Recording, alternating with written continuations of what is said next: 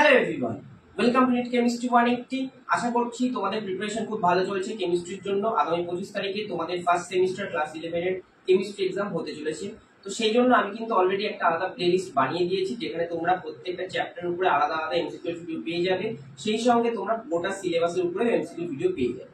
তো তোমাদের বেশ কয়েকজনের সমস্যা হচ্ছে এস অ্যান্ড পি ব্লক মৌলের ক্ষেত্রে।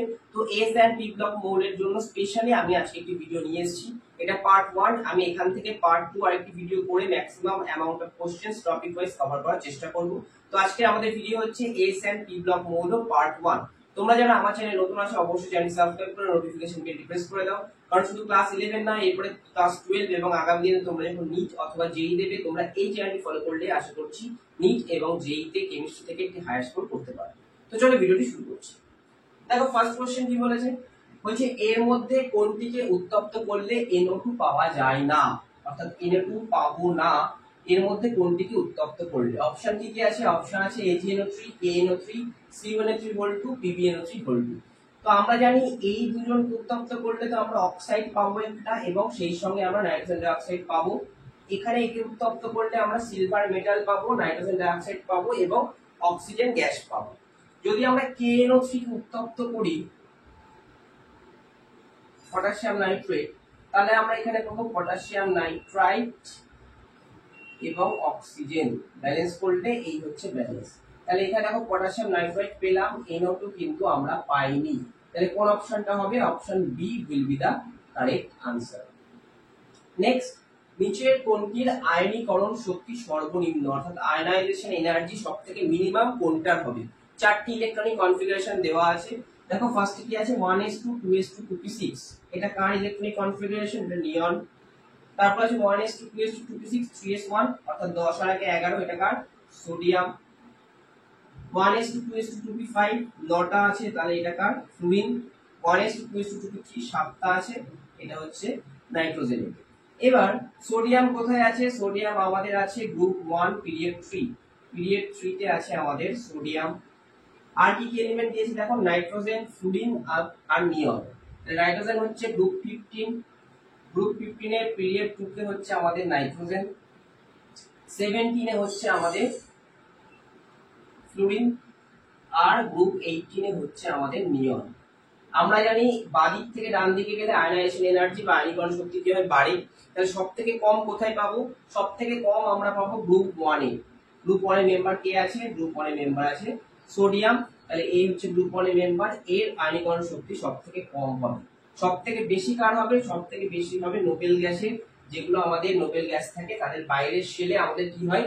8টা ইলেকট্রন ফুলফিল থাকে, তার জন্য তারা মোর স্টেবল হয়। তাহলে সেক্ষেত্রে কি হবে? তাদের থেকে ইলেকট্রন বার করতে বেশি এনার্জি দিতে হবে, সুতরাং তাদের আয়নীকরণ শক্তি কি হবে? বেশি হবে। নেক্সট, নিম্নের ধাতব অক্সাইডগুলি ক্ষারীয় ধর্মের অধঃক্রমে সাজানো। কি কি আছে? পটাশিয়াম অক্সাইড, ক্যালসিয়াম অক্সাইড এবং ম্যাগনেসিয়াম অক্সাইড। এদের প্রত্যেকে যদি পজিশন দেখি, দেখো গ্রুপ 1 এ আমার পটাশিয়াম আছে পিরিয়ড 4 এ। আর ম্যাগনেসিয়াম কোথায় আছে? গ্রুপ 2 তে আমার পিরিয়ড 3 তে আছে ম্যাগনেসিয়াম, এবং তার নিচে আছে ক্যালসিয়াম। ধাতব ধর্ম যত বাড়বে, ধাতব ধর্ম যত বাড়বে, ক্ষারীয় ধর্ম তত বাড়বে। এবার আমরা জানি বাদিক থেকে ডান দিকে গেলে কি হয়? ধাতব ধর্ম কমে যায়। তাহলে ক্ষারীয় ধর্ম কি হবে? বাদিক থেকে ডান দিকে গেলে কমে যাবে। আর উপর থেকে নিচে নামলে কি হয়? ধাতব ধর্ম বেড়ে যায়, তাহলে ক্ষারীয় ধর্ম কি হবে? বেড়ে যাবে। তাহলে সব থেকে বেশি ধাতব ধর্ম কার আছে? পটাশিয়ামের। তাহলে সব থেকে বেশি ক্ষারীয় অক্সাইড কোনটা হবে? Potassium oxide. এটা আমাদের মিটে গেল।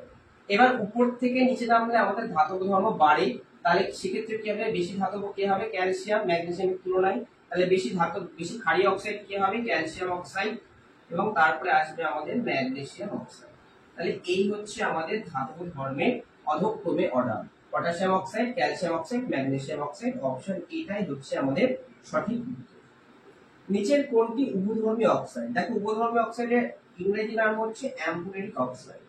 তোমরা ইংরেজি নামগুলো জেনে রাখতে পারো, কারণ তোমাদের কিন্তু পরবর্তীতে যখন নিট অথবা জেই দেবে, এনসিইআরটি বইটা পড়া খুব দরকারি, এবং এনসিইআরটির বইটা কিন্তু ইংরেজি ভার্সনের বইটা খুবই ভালো। অ্যাম্ফোটেরিক অক্সাইড কাদের বলবো? যারা অ্যাসিড এবং ক্ষার উভয়ের সঙ্গে রিঅ্যাকশন করবে, অ্যাসিড এবং বেস উভয়ের সঙ্গে রিঅ্যাকশন করবে এবং দুটো প্রপার্টি বা দুটো ধর্মই দেখাবে। আমরা জানি ধাতব অক্সাইড গুলো কি হয়, ধাতব অক্সাইড গুলো আমাদের ক্ষারীয় হয়। ধাতব অক্সাইড যদি ক্ষারীয় হয় সেক্ষেত্রে অধাতব অক্সাইড কি হবে, অধাতব অক্সাইড হবে আমাদের আম্লীয়।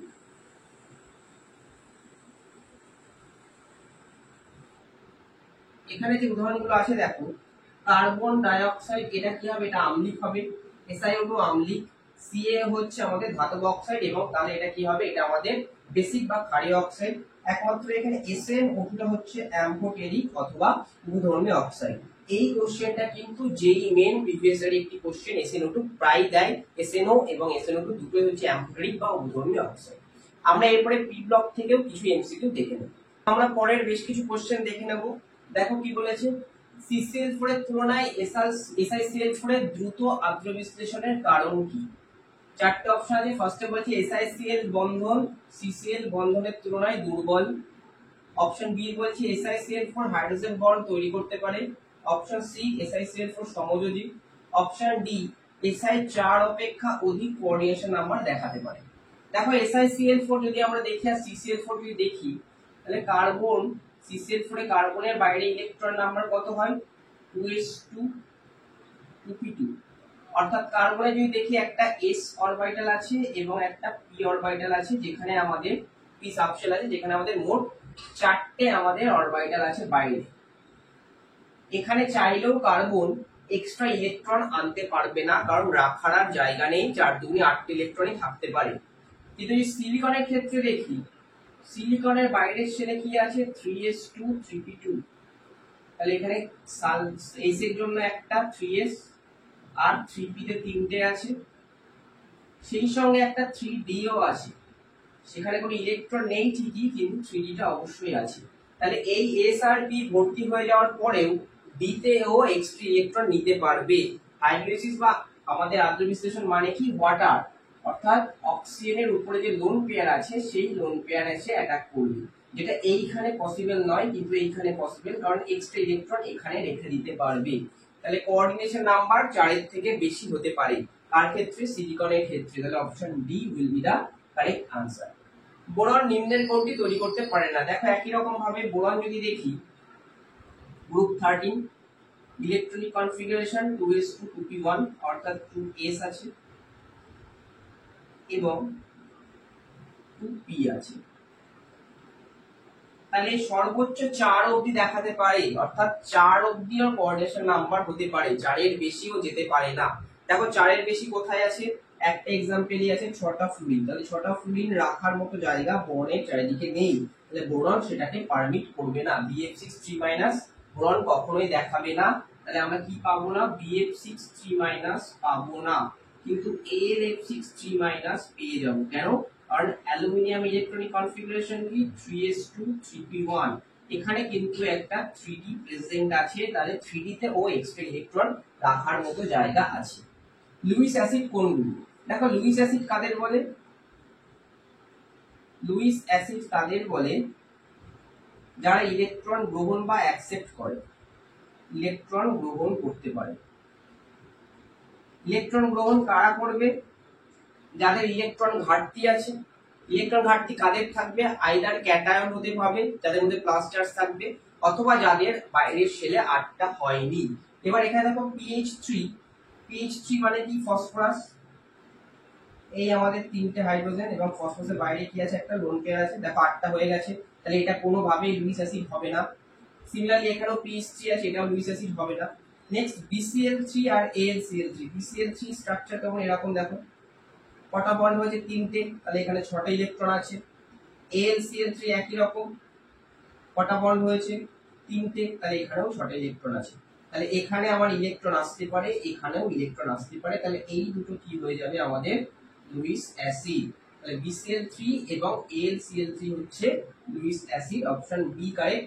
SiCl4 যদি দেখি, সিলিকন 4টে বন্ড করে ফেলেছে, তাহলে সিলিকন যে 4টে বন্ড করে, তাহলে মোট 8টে ইলেকট্রন এখানে হয়ে গেছে, তাহলে এটা আর লুইস অ্যাসিড হবে না। তাহলে option B will be the correct answer. তাহলে লুইস অ্যাসিড কারা হবে, যারা ইলেকট্রন অ্যাড করতে পারবে নিজের চারিদিকে, নিজের সেন্ট্রাল অ্যাটমে। আর লুইস বেস কারা হবে, যারা ইলেকট্রন ডোনেট করতে পারবে বা দিতে পারবে।